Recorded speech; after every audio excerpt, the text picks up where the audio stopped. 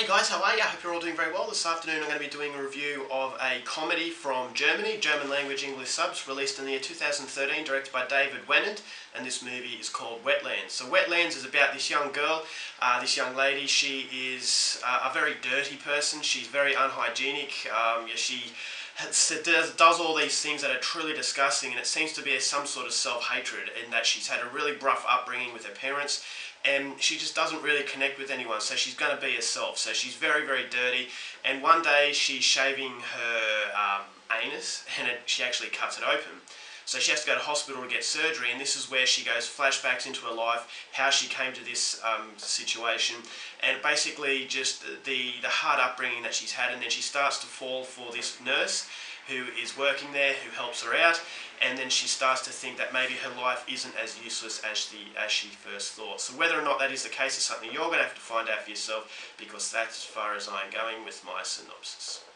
Now my thoughts on Wetlands. This is a very extreme film, and a lot of people hated this movie because they thought it was just shock value for the sake of being a shock film.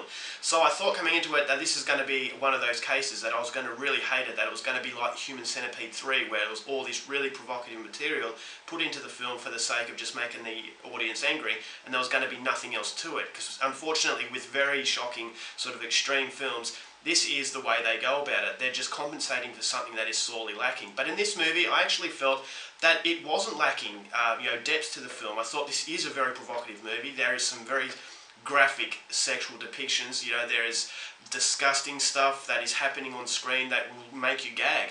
And it's a very ugly film in what it's portraying, and it's showing you the embarrassing side of things that you may have done in your personal life and you'd never admit it to anyone. But this movie is kind of like documenting those things, where this girl has come to a point where she doesn't care about these embarrassing things that she's done. She doesn't care if someone sees her naked. She doesn't care if she poos herself, basically. She doesn't care if she gets menstrual blood on her hand. It's that disgusting thought that everyone, you wouldn't do. But this girl has come to a point where she doesn't care, and you start to think, why doesn't she care? And thankfully the movie gives you that input into why she is the person that she is. And on one hand, you can applaud her for not caring what other people think, for doing this to society, saying that I'm not going to follow your rules. But then at the same time, there's a certain lacking of confidence that this character has that is brought upon by situations in her past, and the director, David Wennant, he allows you to get that insight into this character, so it makes it a very interesting film. The character is very, very interesting. It's very well played by the actress who plays her. She's very likeable. Strangely, I got a massive connection to her, and I wanted to see her get happy for once, because her parents were really bad to her. She never had any real friends, or she had one real friend, but that didn't go well. And so you thought that, yeah, this is a torn up soul. It's not someone who is just doing really provocative things for the sake of making an audience angry.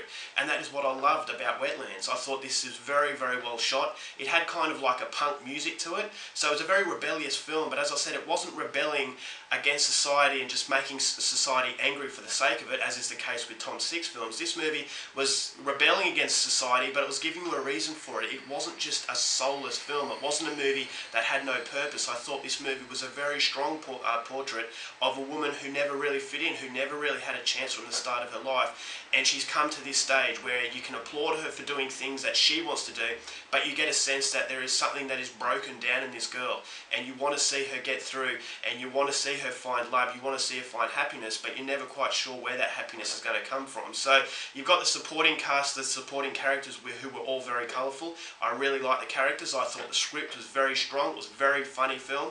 There were some moments that were so disgusting that I couldn't help but laugh. There is actual sexual activity in the film. It's graphic in its depiction. It's not gratuitous in its sex scenes. As far as sex scenes and full frontal nudity is concerned, it is fairly tame. But it's the overall situation, like as I said, with a period. There's a period in the film.